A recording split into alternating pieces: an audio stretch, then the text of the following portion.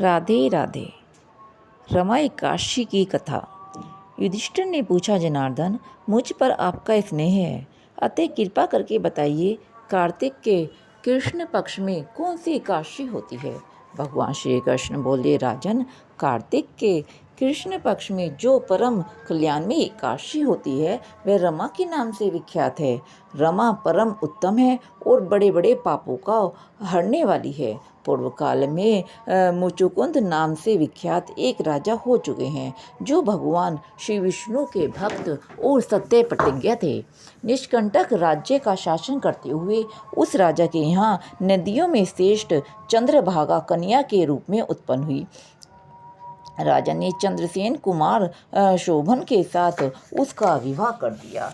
एक समय की बात है, शोभन अपने ससुर के घर आई। उनके यहाँ दशमी का दिन आने पर समूची नगर में ढिंढोरा पिटवाया जाता था कि एकादशी के दिन कोई भी भोजन न करे, कोई भी भोजन न करे। यह डंके की घोषणा सुनकर शोभन ने अपनी प्यारी पत्नी चंद्रभागा से कहा, प्रिय, अब मुझे इस समय क्या करना चाहिए, इसकी शिक्षा दो। चंद्रभागा बोली, प्रभु, मेरे पिता के घर पर तो एकादशी को कोई भी भोजन नहीं कर सकता। हाथी, घोड़े, हाथियों के बच्चे तथा अन्य पशु भी अन्न, घास और जल तक का आहार नहीं करते।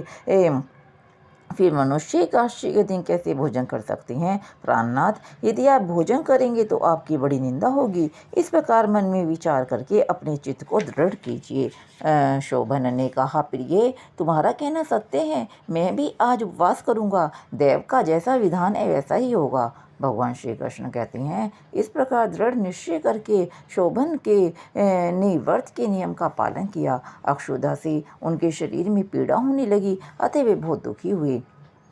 भूख की चिंता में पड़े पड़े सूर्यास्त हो गया। रात्रि आई, जो हरि पूजा प्रायण तथा जागरण में आसक्त वैष्णव मनुष्यों का हर्ष बढ़ाने वाली थी, परंतु वही रात्रि शोभन के लिए अत्यंत दुखदायिनी हुई। सूर्योदय होते होते उनका प्राणांत हो गया और राजा मुचुकुंद ने राजोचित काष्ठों से शोभन का दाह संस्कार कराया। चंद्रभागा पति का पारलौकिक कर्म करके पिता के ही घर पर रहने लगी।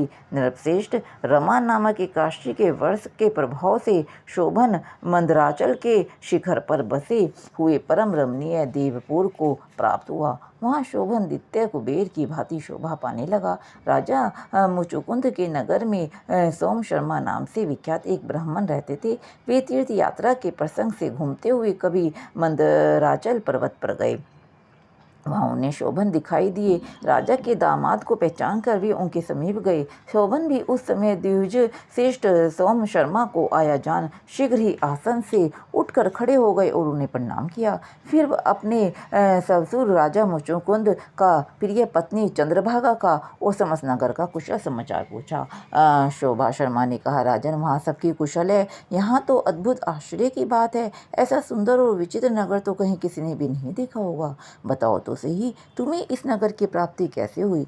शोभन बोले, द्विजेंद्र, कार्तिक के कृष्ण पक्ष में रमा नाम की एकादशी होती है, उसी का व्रत करने से मुझे ऐसी नगर की प्राप्ति हुई है। ब्राह्मण, मैंने श्रद्धाहीन होकर इस उत्तम व्रत का अनुष्ठान किया था, इसलिए मैं ऐसा मानता हूँ कि यह नगर सदा स्थिर रहने वाला नहीं है। आप मुचुकुंद की सुंदरी कन्या चंद्रभागा से यह सारा वृत्तांत कहिएगा। शोभन की बात सुनकर सोम शर्मा ब्राह्मण मुचुकुंदपुर में गए और वहाँ चंद्रभागा के सामने उन्हें सारा वृत्तांत सुनाया। सोम शर्मा बोले, शुभे, मैंने तुम्हारे प्रिय पति को प्रत्यक्ष देखा है तथा इंद्रपुरी के समान उनके दुर्गश नगर का भी अवलोकन किया है। वे उसे अस्थिर बतलाते थे, तुम उसको स्थिर बनाओ। चंद्रभागा ने कहा, ब्राह्मण से, मेरे मन में पति के दर्शन की लालसा लगी हुई है, आप मुझे वहाँ ले चलिए, मैं अपने व्रत के पुण्य से उस नगर को स्थिर बनाऊंगी। भगवान श्री कृष्ण कहते हैं, राजन, चंद्रभागा की बात सुनकर सोम शर्मा उसे साथ ले मंदराचल पर्वत के निकट वामदेव मुनि के आश्रम पर गए। वहाँ ऋषि के मंत्र की शक्ति तथा एकादशी सेवन के प्रभाव से चंद्रभागा का शरीर दिव्य हो गया और उसने दिव्य गति प्राप्त कर ली। इसके बाद वह पति के समीप गई और उस समय उसके नेत्र हर्ष उल्लास से खिल रहे थे। अपनी प्रिय पत्नी को आई देख शोभन को बड़ी प्रसन्नता हुई। उन्होंने उसे बुलाकर अपने वाम भाग में सिंहासन पर बिठाया और चंद्रभाग ने हर्ष में भरकर अपनी प्रियतम से यह प्रिय वचन कहा, नाथ, मैं हित की बात कहती हूँ, सुनिए। पिता के घर में रहते समय जब मेरी अवस्था 8 वर्ष से अधिक हो गई, तभी से लेकर आज तक मैंने जो एकादशी के व्रत किए हैं और उनसे मेरे भीतर जो पुण्य संचित हुआ है उसके प्रभाव से यह नगर कल्प के अंत तक स्थिर रहेगा तथा सब प्रकार के मनोवांछित वैभव से समृद्धिशाली भी होगा। नरश्रेष्ठ, इस प्रकार रमा व्रत के प्रभाव से चंद्रभागा दिव्य भोग, दिव्य रूप और दिव्य आभरणों से विभूषित हो अपने पति के साथ मंदराचल के शिखर पर विहार करती रही।